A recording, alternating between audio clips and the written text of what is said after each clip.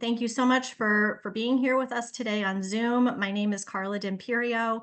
I'm the Family Support Specialist for the Phelan-McDermid Syndrome Foundation, and I'm also mom to Matthew, who's my 9-year-old who has Phelan-McDermid Syndrome. And I'm so thrilled to introduce Kate Ahern today.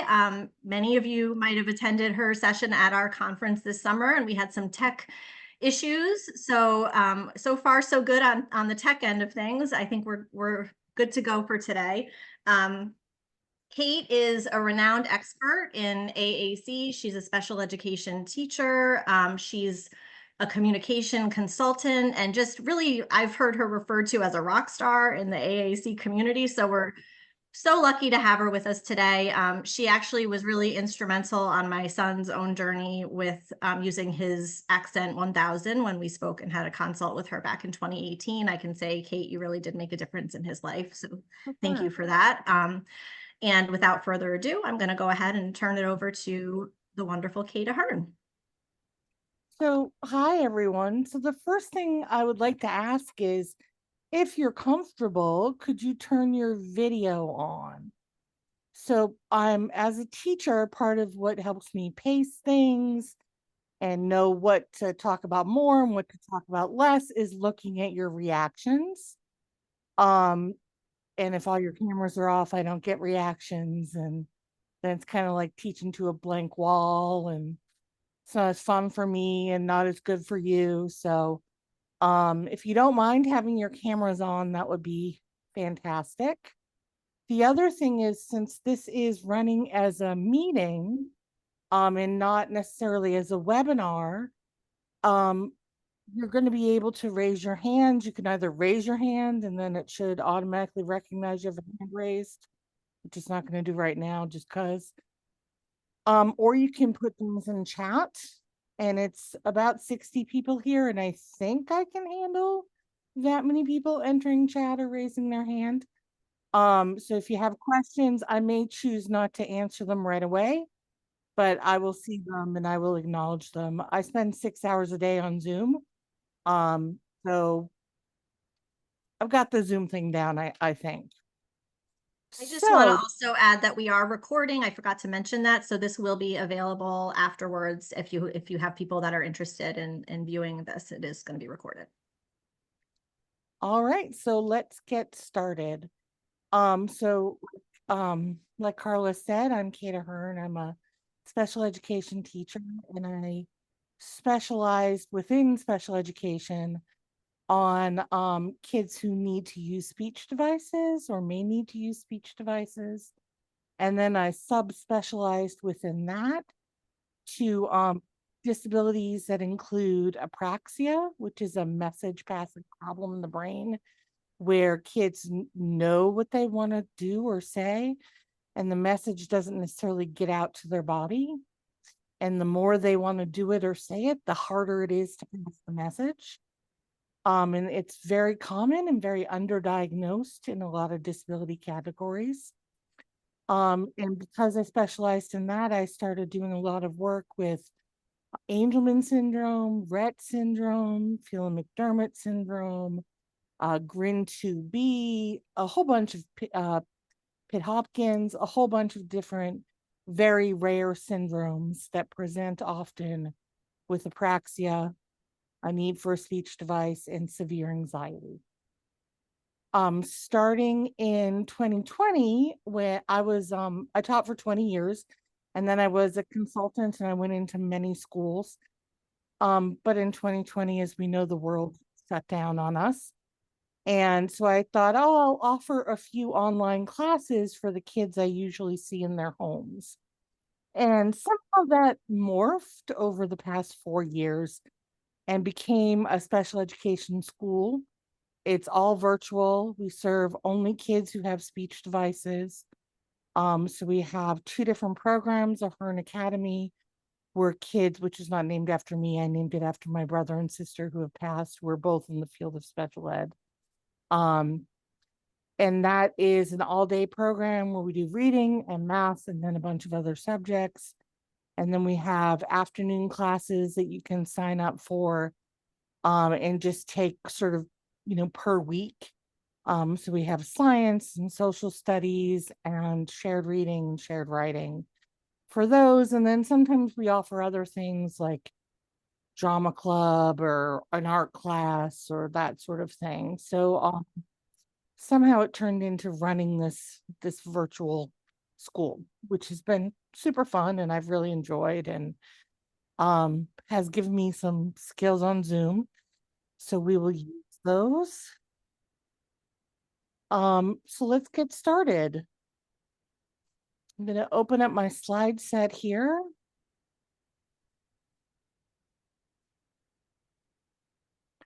So this is the presentation that I tried to give at the conference a while back. And unfortunately, the conference was the day of the worldwide outage on Windows, so it didn't work. So I'm just going to do it again, and hopefully it will be helpful for people. My guess is I have more content than we can cover in an hour. But I left it all in the slide set, knowing that in case people want to go back and look at the slides on their own. Here is a QR code with the link to the slides. They may not be the most recently updated ones, but I will fix that at the end of the webinar. And here's a link to some links, and I will add to that. I have a notepad here, and if I mention any websites or anything, I will write it down and add it to the set of links so that you will have it. So just a little bit about me. We already said all this, nothing new. I'm a certified special ed teacher. I've been doing this for a long time. Some things about my belief system, just so you know. We have the actual links in chat too. Probably not, because I would have to go get the link and I paste can do it. it. I'll put them in there. All right. So my belief system, and I always think it's important to go over this so you know who you're talking to, is I think AAC intervention, which is augmentative and alternative communication. It's any system or technique to improve communication by adding to what people have with oral speech or by replacing oral speech. I think in AAC and in special ed, relationships drive everything. I think all kids have the potential to learn, and since I can't possibly know how far that reaches, I have to have high expectations. I think if a child can't speak or control their motor system, I can't possibly assess them with current assessment tools. And since I can't get an accurate assessment on most of the kids I work with, my job is to first do no harm, much like a doctor.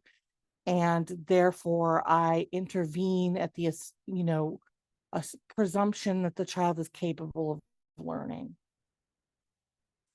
I'm system agnostic. So that means I don't think there is any right or wrong AAC system. Whatever system works is the right system for you. You will meet people who get very stuck on, using Unity or using Pod or any of these different specific systems. I use all of them. I think the best system is the system that works. I believe that the Communication Bill of Rights is an important intervention tool. And in my practice consulting in schools and in being a teacher, if there are quote unquote behavioral issues, 90% of the time it's because somebody isn't implementing the Communication Bill of Rights and the child isn't being honored. I think choices are valuable, but they aren't communication systems. And, choosing from a board of possible toys or drinks is not the same as actually communicating. And I think language is messy and not hierarchical. We can't predict what any child's first word will be or what their fifth sentence will be. And because we can't know that, we can't assume that there's going to be a structure of learning that happens sequentially for all kids. I think that robust language system is important. That means more than just a bunch of nouns. And I will talk about that more in a while. My system for teaching AAC is motivate, model, move out of the way, and I'll talk about more of that in a while.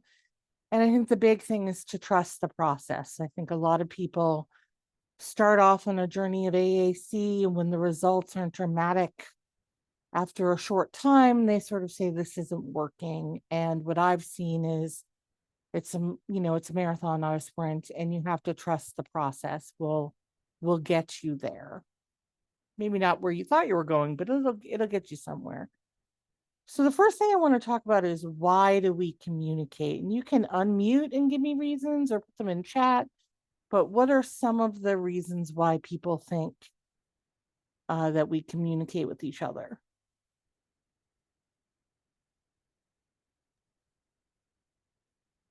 Go ahead. You have to just shout out. Feelings, express feelings, Feelings, connect yep. to To people. connect with other people, to express how we feel, to request something.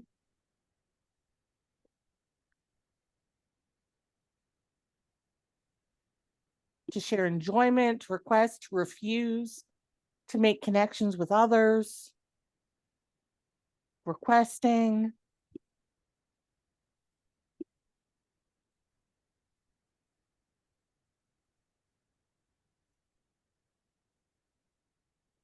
Any other reasons you can think of? To ask things, to ask for help.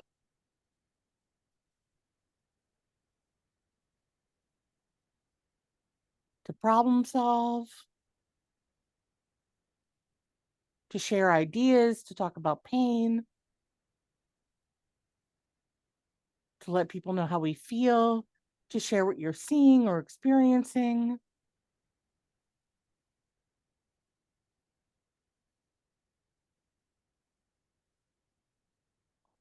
So those are lots of great reasons, and they're all true. They're all reasons why we communicate.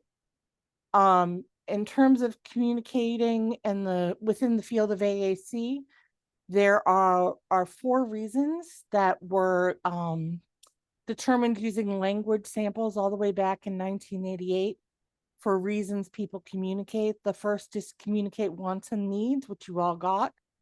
The second is information transfer, which you all got. And that's to say things like how you feel, or what color something is, or where you're going. It's to pass information. The next is social closeness. That's that connection. And the final is social etiquette, because it's rude if we don't do or say certain things. And then finally, years later, added to this was the idea of internal dialogue. So what they weren't thinking about when they first came up with this list was the fact that many people, not all people, but many people have a running monologue in their heads, and they're using language to think about their world, and they're using language to regulate themselves, to understand what's happening in the world, to deal with their emotions. And if we don't have language, those things become much harder to do. So this internal dialogue was added to our functions of communication. And I think it's a big one that we don't think about enough. We all do this all the time. Some of you are sitting here, it's 2:00 in the afternoon, you're tired, you're thinking, okay, I need some coffee. You're thinking, my son's in the other room, it's been quiet too long, I better go check and see what's happening. You're thinking, oh, what am I going to make for dinner? I got to, make sure to get dinner going.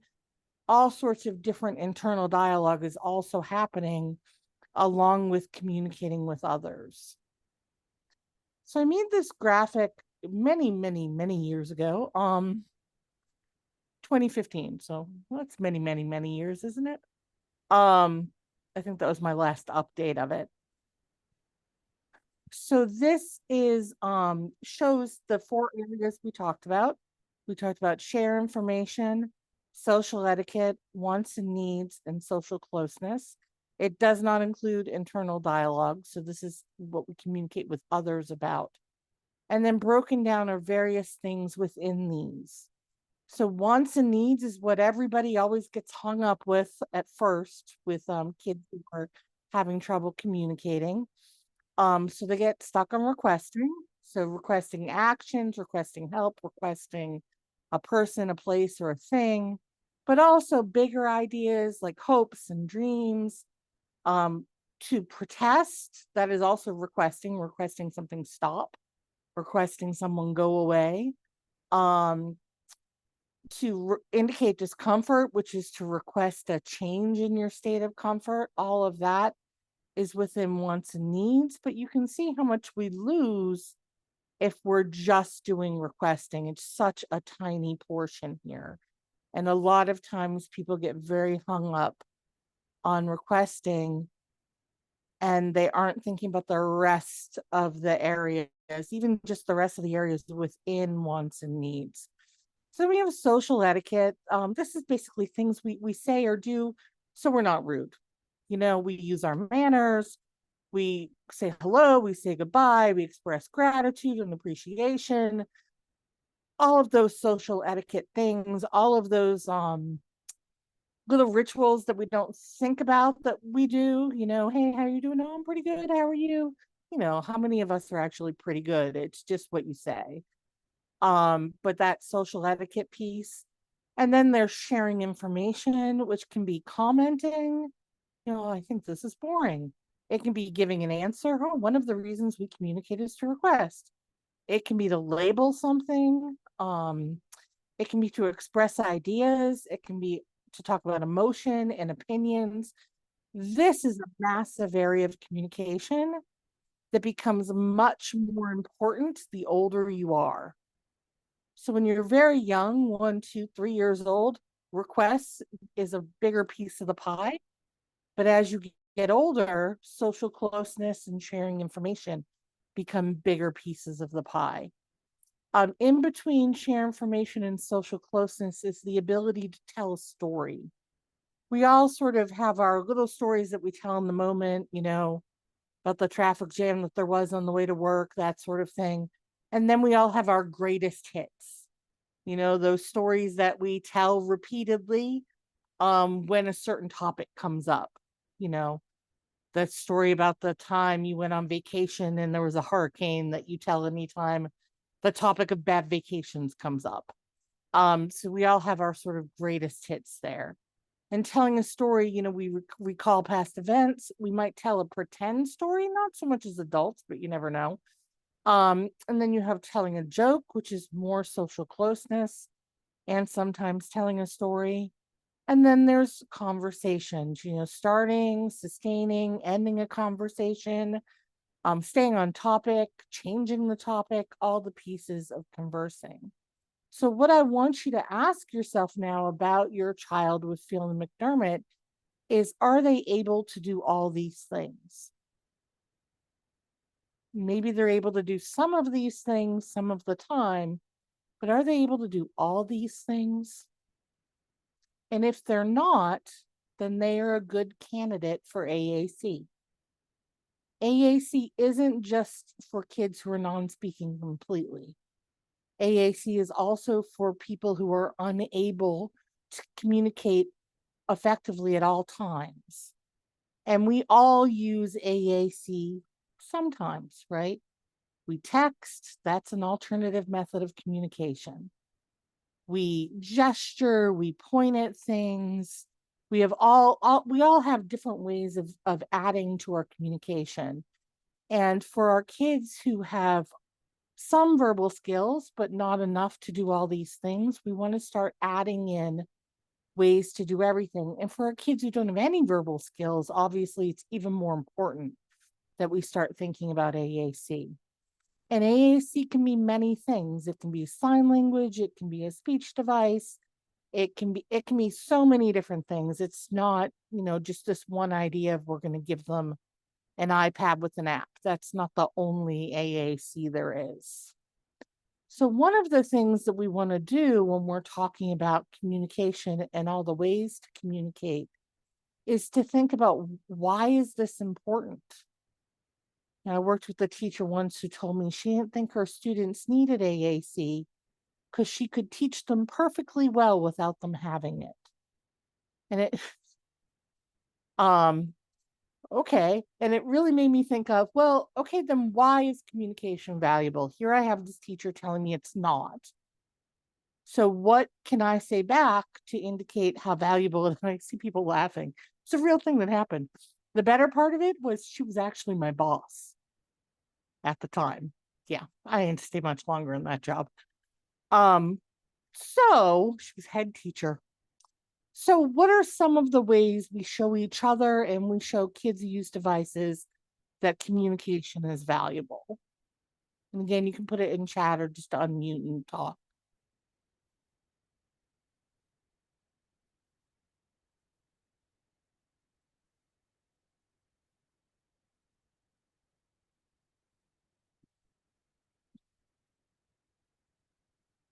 Yes, so the first is we acknowledge them. Yeah, it seems obvious, right? The first thing we do is we listen to each other when we talk. Fairly obvious way to show that communication is valuable. And we include people. What are other ways that we show each other that communication is valuable? Show we understand or that we don't understand. And it's actually very important that we're able to indicate that we don't understand someone else's communication. When I evaluate kids, one of the first things I say is, do people ever tell you they understand you when they don't? And they all say yes. They know we lie. So don't, don't pretend you understand when you don't understand. Any other ways we show that communication is valuable? It gives us power over our communications. That's why it's valuable. It's not how we show it, but it is why. And allowing people to have power through communication is one way we show it. So there are lots of different ways we show that communication is valuable. We start by listening to each other, really hearing what we have to say to each other. Even if we don't agree, even if somebody's communicating they want something that they can't have at that moment, acknowledging communication and understanding each other is the biggest thing we do. Other things we do are we center communication. So when we have dinner as a family, the center of the conversation, the center of the meal is not necessarily the food, it's the conversation. It's connecting with each other. That's a way we show that communication is valuable. We see that communication is valuable when we go to a doctor's office and they take, 98 seconds to listen to you before they decide what they're going to do. 98 seconds on a good day. We don't always get 98 seconds. But listening to each other, making communication the centerpiece, regardless of what that communication is. Some other ways we do this is we make sure that people have a robust language system with as many words as the child can perceive and physically access. And I'll talk about that more in a little while. We show that a voice is valuable. One of the ways we show that for people who use AAC devices is we bring it with us. We go get it. We don't leave it in their bag. We don't leave it in the closet. We make sure we have a backup battery. We charge it. We do all the things to show it's valuable so that they know that it's important. And I think I heard this great story once of how a parent went in and she was going to meet with the child in the PT, and the child came to the PT room and did not have their device. And the physical therapist was like, oh, she needs her device, I'll go get it, and went and got it. And the mom said, if even PT thinks it's important that she have her device, this must be a really important thing to do. It wasn't just speech therapy. It was everybody saying what your child says is important. They need their device. We specifically teach vocabulary and the skills that build communication competency. And we work towards AAC being available every waking moment. So that doesn't mean they're using it every waking moment. Nobody talks every second of every day, although sometimes I feel like I do. But we make sure it's available every waking moment. Some other ways are we train all the stakeholders. So that means everybody who's interacting with your child needs some training in AAC. We teach literacy. And the reason we teach literacy is because the best device out there has maybe 15,000 words on it. And there are 100,000 words in the English language. So you can't say anything you want unless you can spell. So we teach literacy from the word go. We remember that AAC isn't just a device. It's signs, gestures, low tech, high tech. They're all equal parts of the system, and we honor multimodal communication. That means if your child is perfectly capable of telling you that they want some milk from the fridge, and they can do that in 3 different ways without their speech device, they can point, they can go, they can sign milk. You don't say, tell me with your device, because that's not valuing communication. That's valuing using the device, which isn't the same thing as valuing communication. And we use motivate, model, and move out of the way, which we'll talk about in a minute. So a few times I've said robust language systems, and what do I mean by that? So when we look at a language system and we think about, is this robust? What we're asking is, will the child be able to communicate for all those reasons that we said a few slides ago? And we check to see that it has these things. First of all, motor planning is supported by consistent vocabulary arrangement. This means if the word more is on more than one page, it's in the same place on each page. The buttons don't go moving around. No teacher or therapist is saying, I'm going to switch where these are to see if they really know them. And when I talk about this, my favorite exercise to do is everybody hold up a finger. And you don't all have your things on, so I won't be able to make my usual joke, but I would like you to dial the first phone number you remember having. And here's the joke. Ready? Because that is how I dialed my first phone number.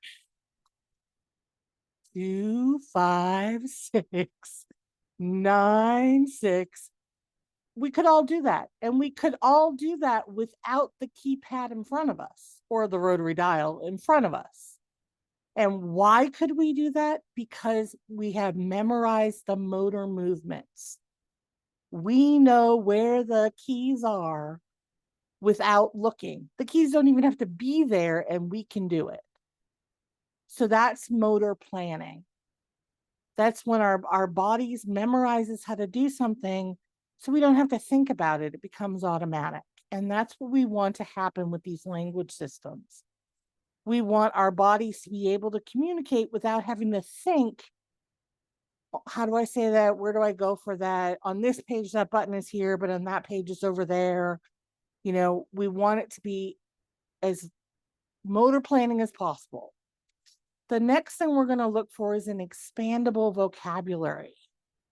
You want a system that allows you to add more to it, right? So maybe when your child gets their system, they're not into Dungeons and Dragons yet. But they hit 14 and now they are, and you need pages about Dungeons and Dragons. You want a system where you can add all of those things in. A good example to me, I think, is Alexa coming around 5 years ago, right? We all got Alexa, and Alexa actually works really well with most AAC systems, depending on what voice you have set. But suddenly we needed the ability to add all these Alexa commands.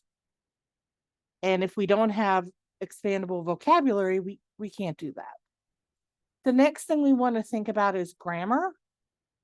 At first, you're probably not going to worry about grammar, verb tenses, superlatives, plural nouns, singular nouns. You're not going to be thinking about that, when you very first start the device. But over time, it does become something you need. And if your system doesn't have it, and you have to move to a whole new system, or you have to reprogram the system to add these things in, you're just adding a whole nother layer of learning language for your child, right? And I know so many individuals who could have had a system that came out of the box and had all these features, and somebody decided it was too much or it was too hard. So they made something themselves. And then a year and a half later, the child had mastered it, but it didn't have all these other things. So then they said, you know what, we're going to stop using this and use something else. So now the child has to learn a whole new language system. And they usually do it again. They shut off all these features because they're too much. And then a few years passes and they master it, and then they're in the same position again. So you want to make sure from the word go that these things are there. You may just ignore them for the first couple of years. You may ignore them for longer than that, but they're there for when you need them. You need the alphabet for the reason I just said about literacy, that you've got to be able to spell if you want to say all the things. You need a space for pre-programmed whole messages for fast-moving social situations and emergency situations. Right. So a fast-moving social situation might be if your child is in high school and they're in the hall. They do not have time in 3 minutes of passing to make a whole sentence and say it. So you're going to want some phrases pre-programmed that you can just say in the hall. Emergency situations, same things. If you're lost, you want a button that says, I'm lost, here's my mom's name, here's her phone number. You don't want to have to be making that whole message, because especially if you're upset, it's going to be really hard to make the message. Another example of a fast-moving situation would be picking up a prescription, right? You go to CVS, you want to pick up a prescription, there's 95 people in line. You know, CVS doesn't even answer phones anymore, so it's a zoo. And, you know, you want the buttons to say, I'm here to pick up a prescription. You know, here's my card. Here's my, you know, what do they want? I think they want your phone number and your date of birth. Here's my phone number. Here's my date of birth. And you want that all laid out so they're not taking time to have to find the message. And the last thing we're going to need are core words. So core words are words that we say over and over again, but in different contexts. So they're words like is and are and up and in. They're the words that make up the foundation of our language. About 80% of what we say is core words. So if you look at that sentence I just said, about is a core word, 80% is not. Of is a core word. What is a core word? We is a core word. Say is a core word. Core is not a core word. Word is not a core word. But you look at that one sentence, most of the words are what they're called core words, but I call them recyclable words. They're words that you recycle and you use in lots of different places. So when you're looking at what AAC system are you going to choose and are you going to use, you want something that has all these things. And the way that I remember everything on the list is MEGA is mega and PC is personal communicator. So mega PC is my acronym to remember what should be in a robust language system. A little joke to lighten the mood.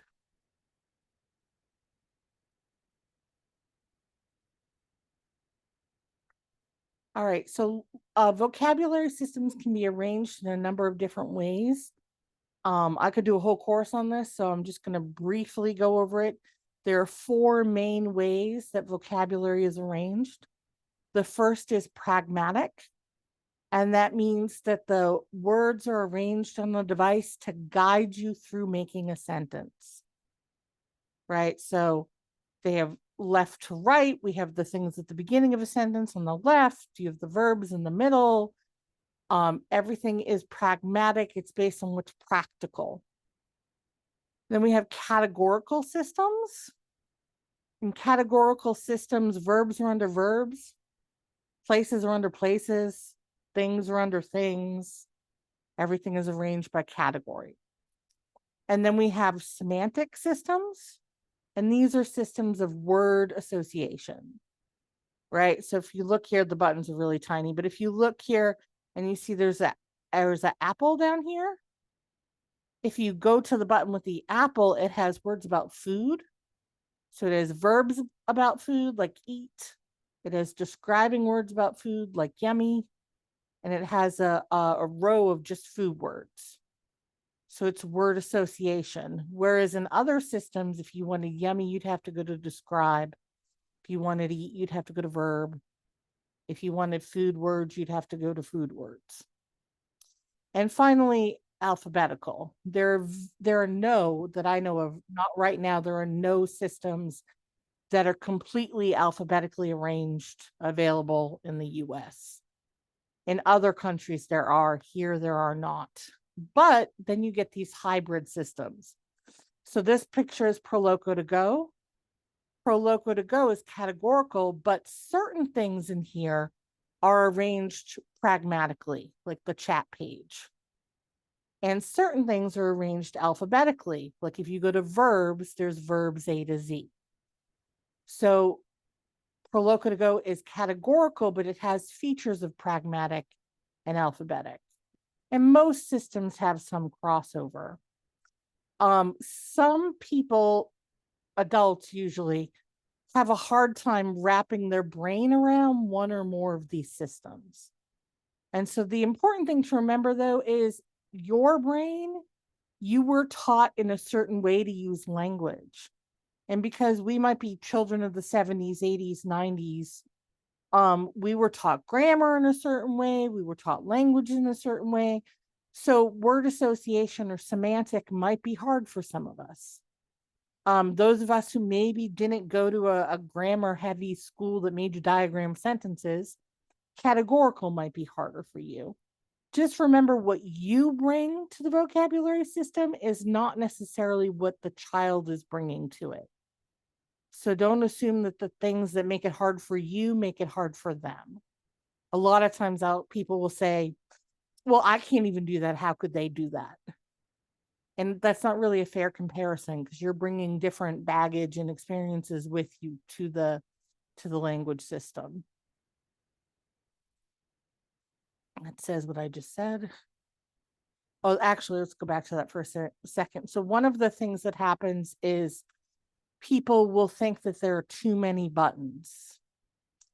So what we want to do is we want to remember that the number of buttons is the size of your world.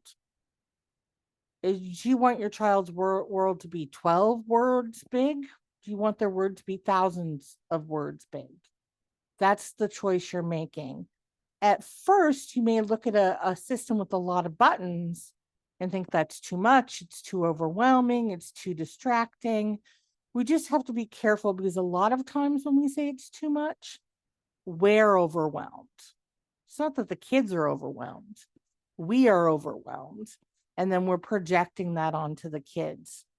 For the most part, kids, if they have too many buttons, these are kids who came up with technology. These are kids who, have always had a touch screen in front of them.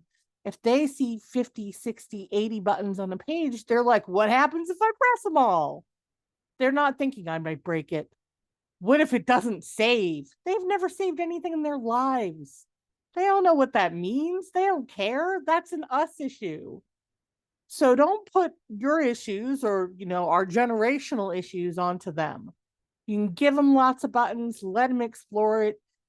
The only time that wouldn't work well is if there are visual issues and they can't see the buttons, and there are things we can do for that. Or if there are motor issues and they can't select buttons, and there are things we can do for that. Sorry, I'm gonna, just aware of time, I'm gonna skip some things. I'm mainly just keep beating on this robust language system thing, and I'll let us move on from that. I love this. This was my friend. How do you acknowledge the exploration? That's a great question. So one of the things that happens is kids explore buttons. So the first thing you do is you act like they meant it, right? We assume intention to teach intention. So if you think about a child who is learning language, they see a squirrel go by and they go, "Mommy, doggy." And you go, "That's a squirrel." You don't say, "That's not a dog, you hit the wrong button." You say, "It looks like a dog, it has a tail, it has 4 legs, but that's a squirrel," right? and you go with it. So it's kind of like the rules of improv. You know, in improv, the rule is you always say yes. It's the same thing in beginning AAC. You always say yes. You act like they meant it. Does this mean you give them everything that they press? No. You know, if they say, Mommy, I want to play in traffic, you don't say, yes, I acknowledge that. Please go play in traffic. No. You say, well, that's a funny thing to say.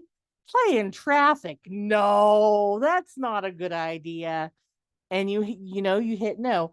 I'll never forget. I was back in 2018. I did a Phelan-McDermid conference, and I did a bunch of consults. And one little girl came in, and she took the speech device sample I had, and we were playing with it. And she pressed Band-Aid, and her parents' first response was to say, "You don't need a Band-Aid." And my response was, "Oh, where are we going to put a Band-Aid?" And she pointed to her arm. There was no cut or anything. I said, "Oh, yes. Let me get my Band-Aids." And I opened my pretend box of Band-Aids, and I took out a Band-Aid, and I pretended to open it. And I said, okay, where am I putting it? And then I stuck it on her. And then I took the device and I said, Band-Aid on. And she patted the Band-Aid. And then I think she kissed it and pointed at her mom, and her mom kissed it. And we did this whole interaction. So you would do the same thing you would do if a verbal child did that. Did she need a Band-Aid? No, there was no obvious injury. She wasn't upset. There wasn't a good reason for us to think she meant it in that way, but she could have meant it in a different way.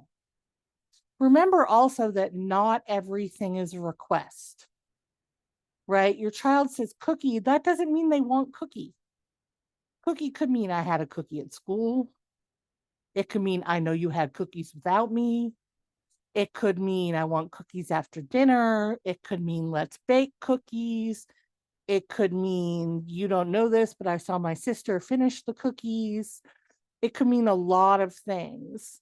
So at first, your assumption is they say cookie, give them a cookie. But eventually it needs to be, what about cookies? What are you telling me about cookies? Are you saying want cookies? Are you saying it already happened? I ate the cookie? What are you telling me? And that's the natural direction it needs to go. But we tend to, like I said, the very first thing I said, we tend to get stuck on requests. So they say cookie, we think, okay, now we got to give them a cookie. And that's not necessarily true at all. The other thing that can be fun about the exploration part is when the kids figure out that when they press a button, you're going to try to make it mean something, they will start to mess with you. And I would give it right back to them. So if they say, Mommy up, and you say, okay, and you stand up, and they do that a few times and it's lots of fun, then I would take the device and say it back to them. Say up, oh, nope, now I told you to get up. I have a kid who to this day, it's been many, many years, to this day, if he sees me, he'll say, stop. And what he wants me to do is go like this and freeze. Because when he was very first learning AAC, he would sit, stop, and I would freeze. And he's way beyond that now in communication, but it's still a game that he likes to play. So we play it. So this slide shows something that my friend Carol Zangari came up with her graduate students. And this is the idea that perception drives expectations. Expectation drives opportunity. Opportunity drives achievement. And achievement drives perception. And it all goes in a circle. So if your expectations are very low, you're not going to give opportunities for success. Without those opportunities, you can't prove yourself, you can't achieve. And then that will create the perception that you're not capable. And we can step in at any point in this cycle and change just one thing and change what is going to happen. We can change a perception, we can change an expectation, we can give an opportunity. And that will change the whole cycle. And then we just keep doing that. We keep changing the cycle. All right. So how many people here speak more than one language? Actually, I did this wrong. I haven't done this exercise in a while. Let me start over. I made a mistake. How many people here took a foreign language in high school?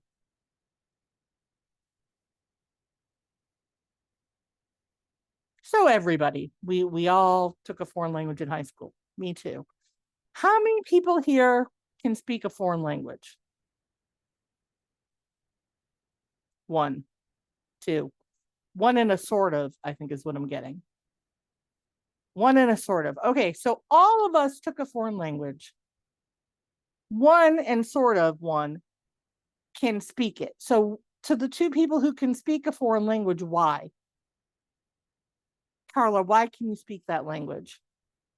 I majored in Spanish in college and I studied Spanish in Spain for 6 months and That's lived what I was there, waiting for. lived with a family there. You went abroad, you were immersed. Mary Jane, why can you almost speak it? You gotta unmute. Maybe put it in chat. Here we go. There we go. Okay. Well, I can speak French. I'm bilingual, but I studied German in high school. And what I was lacking is practice, opportunity, people, and basically motivation. So all the Voila. things we're talking about today. So normally what happens when I do this is everybody studied a foreign language in high school. We all did. It was required.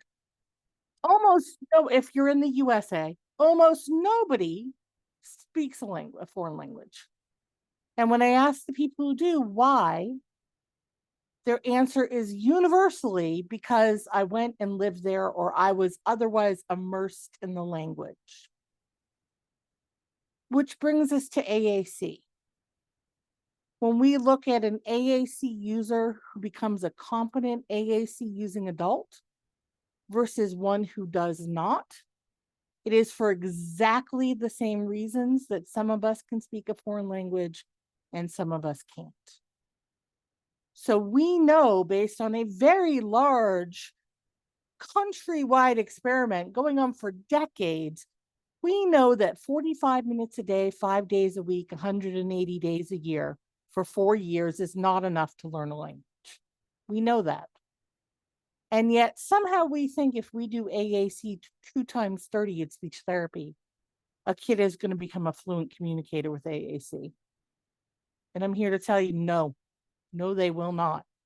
You have to create an immersive environment. And school is not enough. You have to do it too. You have to create an environment where they see people using AAC to communicate, where AAC is respected, where it's talked about, where you say out loud, that already happened. So what I need to do is turn this into a past tense verb. When something already happened, I'm going to add ED to the word. We have to have those discussions. That's how we get fluent communicators, not 2 times 30 a week of speech therapists. Somebody said, I know Greek and speak Greek, but I also know sign language. And I will tell you, I took sign for many, many, many years. I took sign and I am not fluent at all. Why? I wasn't immersed. I didn't have the immersion. I didn't do all the things they recommended, going to deaf nightclubs and all that stuff. I didn't, deaf cultural events, I didn't do it. And it didn't stick. So how do we do immersion? Well, we speak for a typically developing child. We speak to that child in what will be their first language for 18 months, and we expect nothing back, right? So you don't bring home a baby from the hospital and say, after a month, say, I've been talking to you for a month. You're not talking back yet. I'm done. This isn't working. You don't do that at 6 months. 6 months, blah, blah, blah, blah. You say, oh, yes, it's a mama, blah, blah, blah, blah, blah, blah. Right? We constantly are putting language in, even though we don't get anything back. And for some kids, you're going to need to do the same thing for AAC. You're going to need to talk to them in AAC and expect nothing back. We continue doing language input for typical kids, plus language instruction until they're 10 years old, sometimes older. I have a 18-year-old niece, or technically my cousin, and I'm still correcting her grammar. She's 18 years old. She'll say, "Oh, that happened." What does she say? Not by accident, but that happened on accident. And I'll say it's by accident. She's 18 years old. We're still doing language instruction. So you need to expect that this isn't something that's going to happen instantly. We understand that words will be used incorrectly and that the child will talk about things that we can't predict. And we know that word order and grammar takes a long time to learn. And we take it in stride because we trust the process, and we have to apply the same thing to learning AAC. It takes a long time. We have to remember, in spoken language, kids are not just immersed because we talk to them, but it's because everybody's talking in that language. They hear it on the radio, on TV, in the movies. They see it on signs. We have to try to create that as much as possible.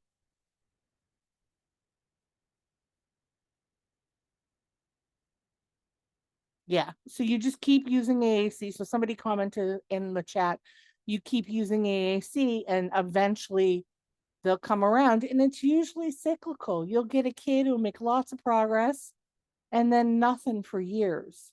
And that's where your job is, because you have to keep going anyway. Even though you're like, oh, we plateaued. I don't know. Should we keep going? And then all of a sudden they'll make another jump and you can't predict it. And that's the hard thing about any language. But particularly with AAC, you just have to stick with it. So we are going to do things like use AAC as much as we can when the child is around, maybe even when they're not around, so we get practice. We're going to start with what is manageable and build.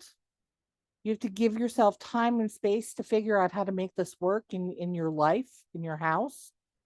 If you think you're going to leave this webinar today and start talking in AAC every minute of every day, starting in 10 minutes, if you think that's what's going to happen, I'm here to tell you it's not. And if you expect that of yourself, and then you'll give up and you won't go back to it. So you have to expect that you're going to start and you're going to fumble and you're going to start again. And you're just going to keep trying, keep building it up, always go back, always reset, and keep going. You're going to have lots of low technology displays available.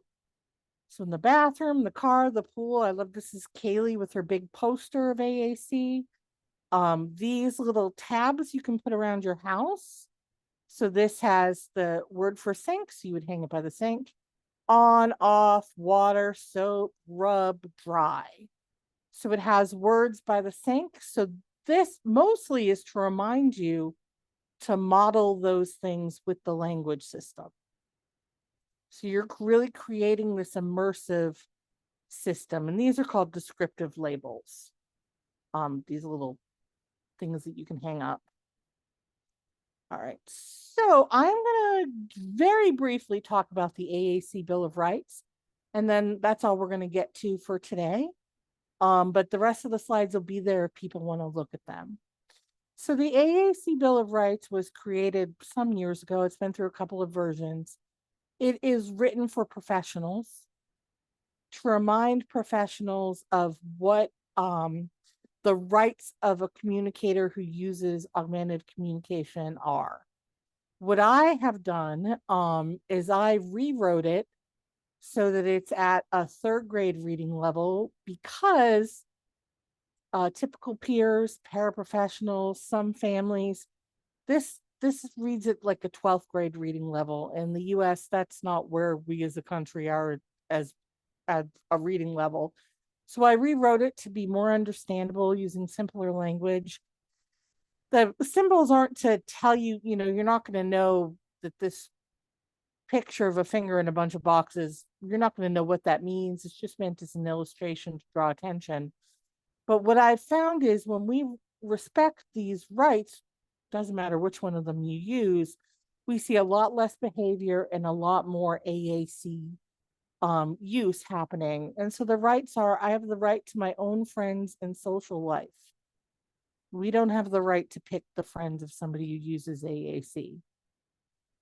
We have the right, the people who use AAC have the right to ask for what and who they want and where they want to go. Now, it doesn't mean you have to give it to them. They have the right to ask. They always have the right to say no. They have the right to refuse. They have the right to say what they feel, even if you think that what they feel is maybe a little ridiculous in that moment. They have the right to have big feelings and to talk about those feelings. They have the right to make their own real choices. Now, real choices change as you age. When you're 3, the blue sweater or the red sweater is a real choice.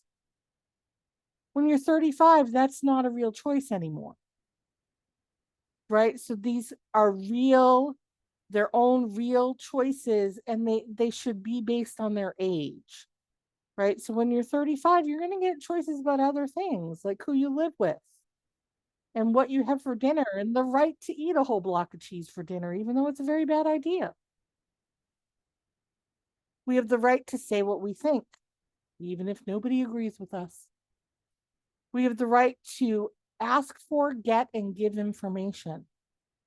The biggest thing I see with people who have high anxiety and who are non-speaking in terms of behavior and meltdowns is that they don't know the schedule.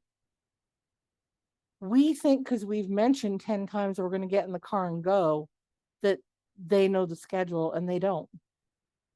Because in your head, you know you have to do these 5 things before you can get in the car.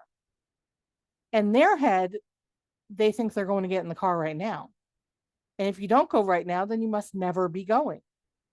So one of the biggest things we can do is make sure they have all the information. Write it down, give them a schedule. Doesn't have to be some fancy pictures with Velcro. You don't have to go crazy, but they need to know what's happening. I have the right to know about people in my life and everything happening to me. Right? None of us like surprises about our life, right? Especially if you're in a position where you have caregivers who are helping you with things like the bathroom. You have the right to know who those people are and to ask questions about who's going to be there when and what their job is. You have the right to be taught to communicate and have what you need. And that goes back to don't leave their AAC system in their backpack. You have the right to have their communication system and other tools and have them working and have people who know how to set them up and fix them if they break. They have the right to be heard and answered, even if they can't have what they want. I call my dad all the time. My 80-year-old dad, I call him, or mostly I text him. I text him and I say, Dad, I think that you should buy me a 2024 sedan. I'm thinking maybe what I want is a Pontiac. And he says, sure. I'll get right on that. Now, is my dad going to buy me a car? No. My dad is not going to buy me a car.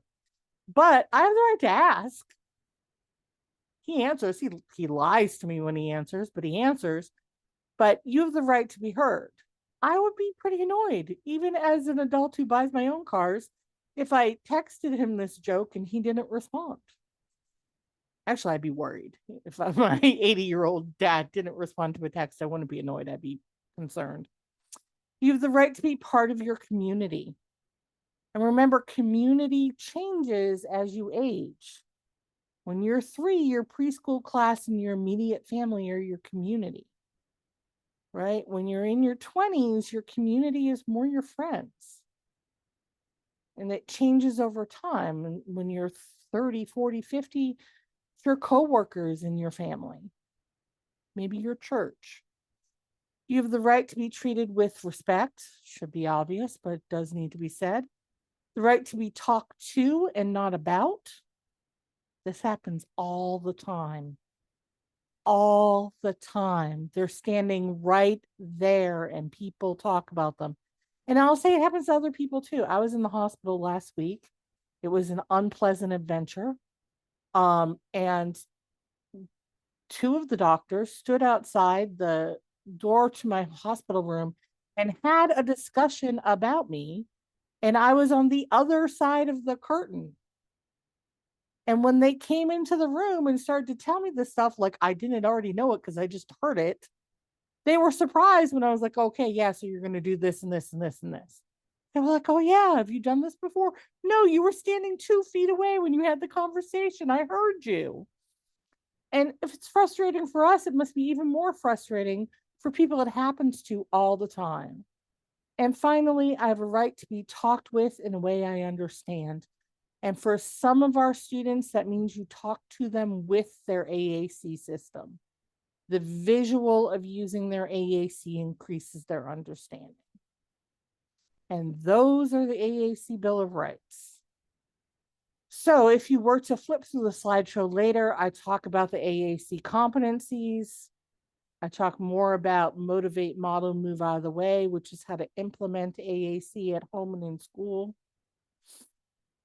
And then I talk more about the cue hierarchy, the prompt hierarchy. There's some videos. They were just there as filler. You don't really need to watch them. So all of that is there for you. We are at 3 o'clock, so if you have to go, I understand, but I'm also the Bill of Rights are translated into Norwegian, Swedish, Finnish, Danish, and I think German. Yes, and also French and Spanish and different dialects of Spanish and Portuguese, both Brazilian and Portuguese. So lots of most languages, Chinese, both Mandarin and Cantonese. So it's been translated into many languages.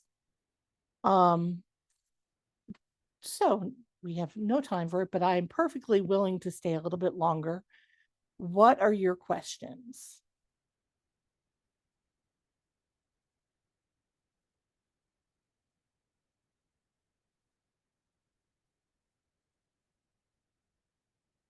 Go ahead, Pamela. Kate, the challenge that we have is having the device with us. So can these systems be put on our cell phones? Yes, depending on the system. Depending on what? Depending on what app you're using and what system you're using. Many of them will go on a cell phone. There are also harnesses that allow you to wear the iPad without completely hands-free. There's a company called Jabberjazz, JABBERJAS, that sells a hands-free AAC harness. So there are options for the whole carrying piece, which I know can be really hard. And then a follow-up, how do you decide what system to use? So I think in an ideal world, and none of us live in an ideal world, but in an ideal world, you would work with an AAC expert who is able to look at your child's likes and dislikes in your family's life and pick what fits. But none of us live in an ideal world. So you may end up just picking on your own. You may end up picking just based on what's available. Maybe somebody you know has that system, and so you're going to try that. Every state, according to federal law in the United States of America, every state has an assistive technology lending library. So one thing you can do is find your assistive technology lending library in your state, and they will lend you various iPads with apps and various devices for you to try. So that's one thing to do so you can try before you buy. Apps tend to go on sale in October for AAC Awareness Month is in October, and they tend to go on sale again in April for Autism Awareness Month.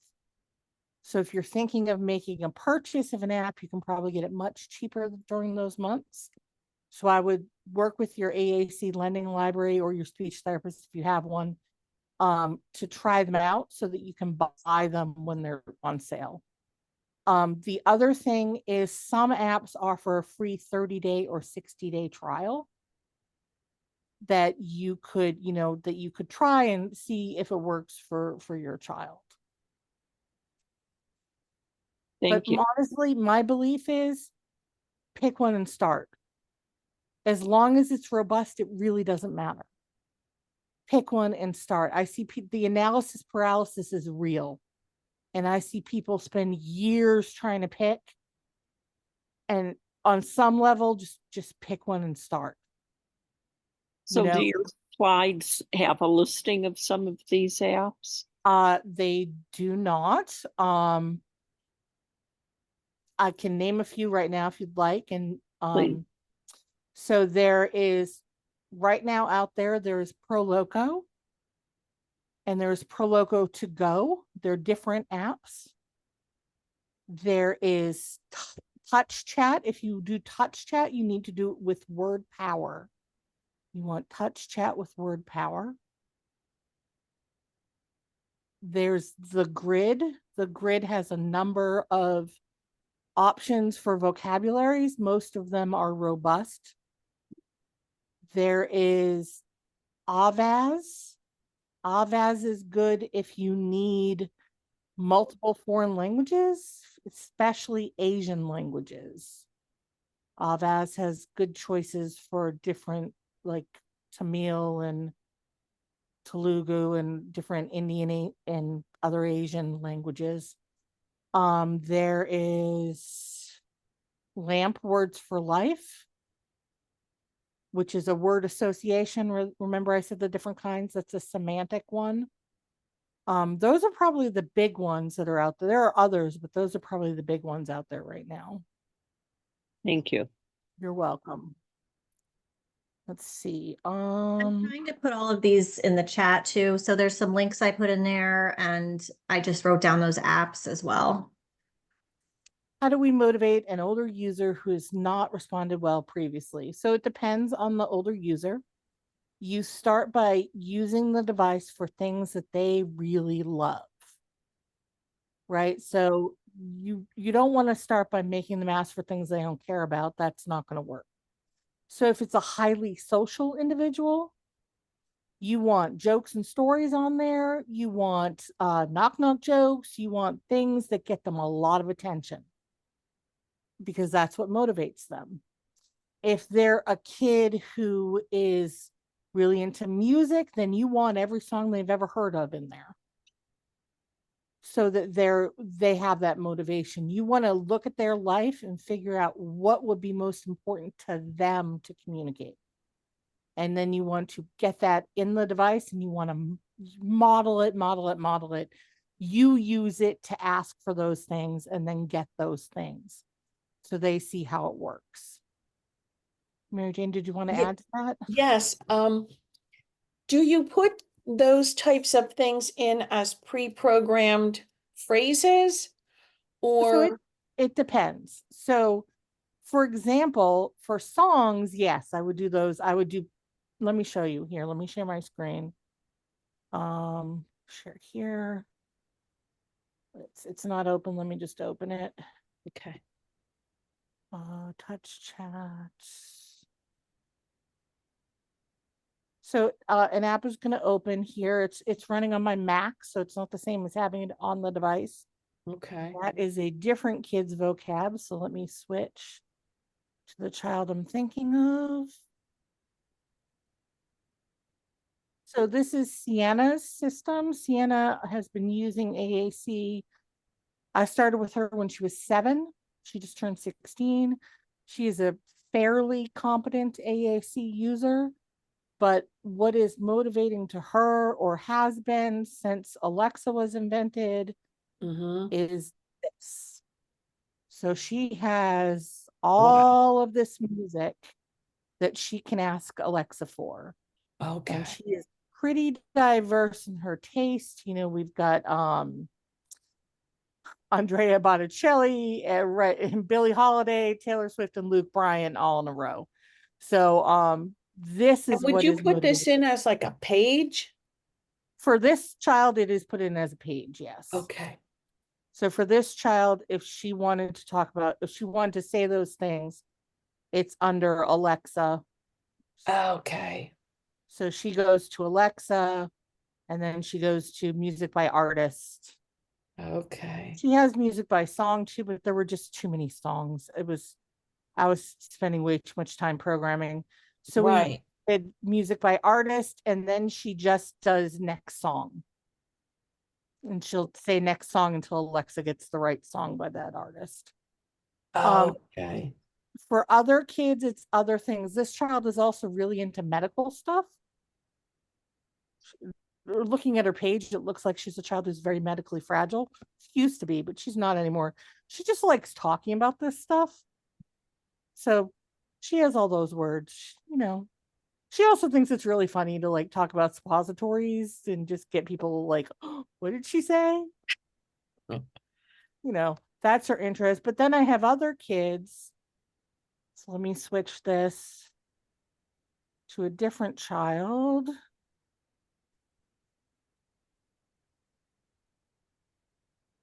So this kid is much more into, I'm not sure where the page is. Hold on.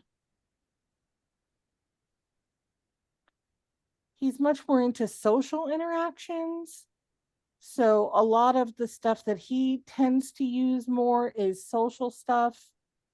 He asks a lot of questions about people. He has a lot of he uses his question. He probably asked me where I live about 10 million times. What are you doing later about 10 million times? Because what he cares about is social interactions. Mm-hmm. He's also a kid who's really into movies and stuff. So he has tons of movies in his talker so that he can talk about all the different movies that he likes. He also has lots of characters from movies that he can talk about. And I wouldn't, for most users, you don't start by doing this level of programming.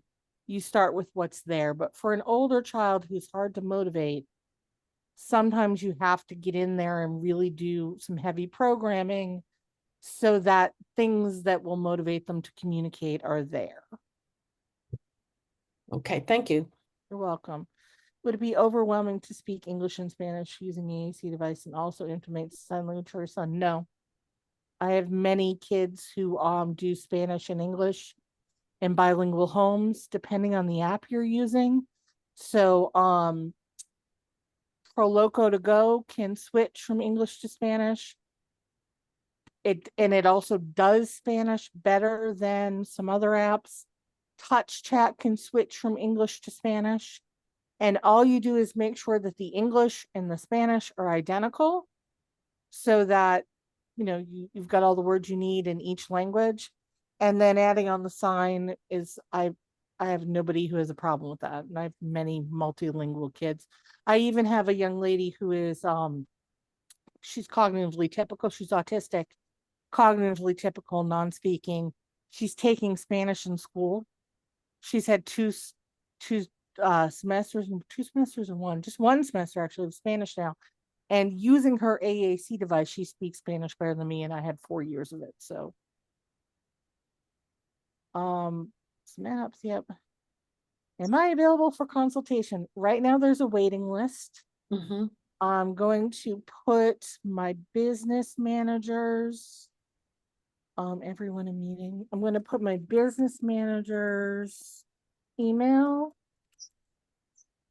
Aliza@aacvoices.org. Actually, the AAC system you saw with all the movies, that's her son's AAC system. So that's my business manager's son. So Aliza will put you on the waiting list. I think right now, if you're willing to do a Saturday, the waiting list isn't too bad. If you want a weekday, the waiting list is bad.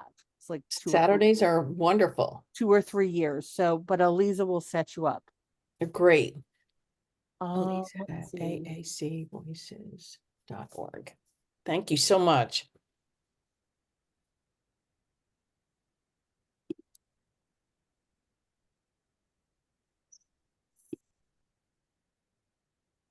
Again, so I see somebody talking about Kim talking about her adult son who has intellectual disability. I think what you're saying is he doesn't get frustrated. He's generally happy. Is that what you're getting at? He's a generally happy guy, so he doesn't get frustrated enough to really be motivated. Again, for him, I would make sure his system has tons of social language, right? I mean, just tell him, but just looking at you together, I can tell that, you know, he's in for a cuddle. So that's exactly where I was, you know, I'd put in that kind of stuff. Let's have a cuddle. Let's watch a movie together, you know, mom, give me hugs, like that kind of stuff that is more relevant to him. And I would start working from there. And again, you're saying he uses many different ways to communicate, and that's fine. You know, you don't want to limit what he has, keep taking what he has. You just want to try to add to that as much as you can, so he has as many options for language.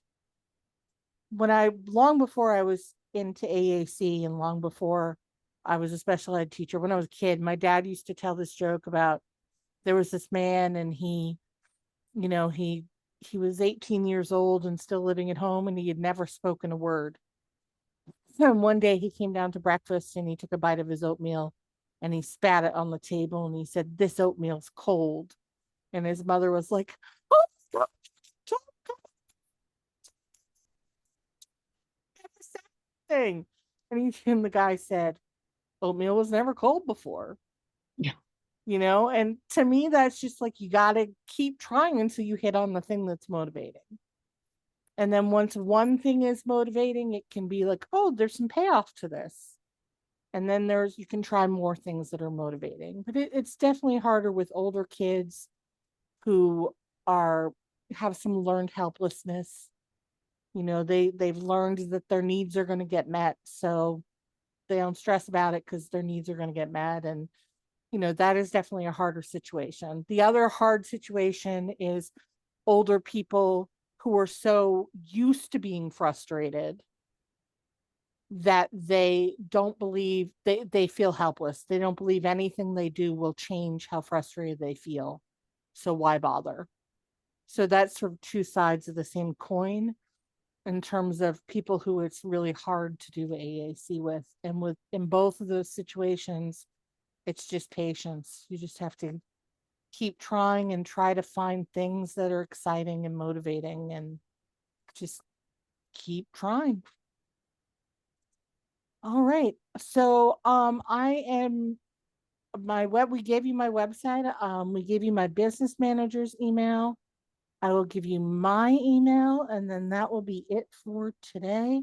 What do I think of the new Pro Loco? I love it. I think it's great.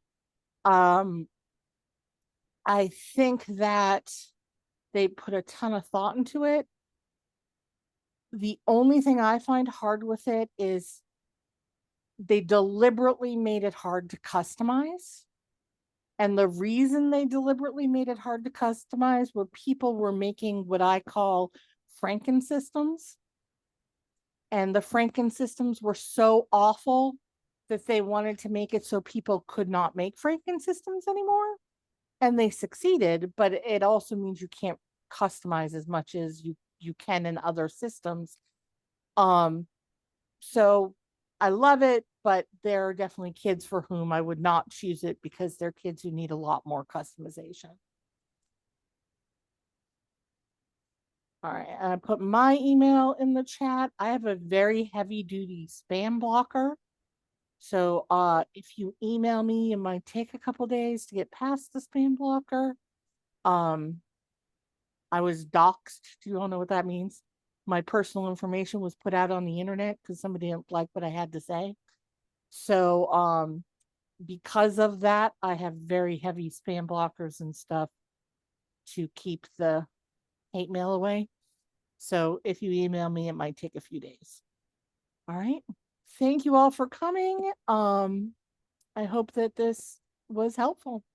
Thank you so much, Kate. I mean, it's just such a pleasure to spend the time with you. And we're in a bit of a transitional time with some decision making around my son's communication and AAC use. And you just underscored some of my gut feelings and also made me think about some new things. So thank you so much. I'm going to send a follow-up email to the group. It'll be a little while because I'm going to wait for the recording to, I'll have that recording out to you. I'll also share a session we did recently with a Florida SLP who I know personally, who shared about those lending library programs. So there's a lot of information about that in that recording. I'll send that out to you all as well. And I'll also send the links and email addresses that were shared in the chat today. So you have those. So yeah, thank you all so much. This was a great, greatly attended group. I'm so happy that you all made it and we had no tech issues, Kate. So virtual high five, no system Right. shut down today. I love it. All And right. I hope that you all are doing this again. Thanks so much, Kate. Have a great day, everyone. Thank you.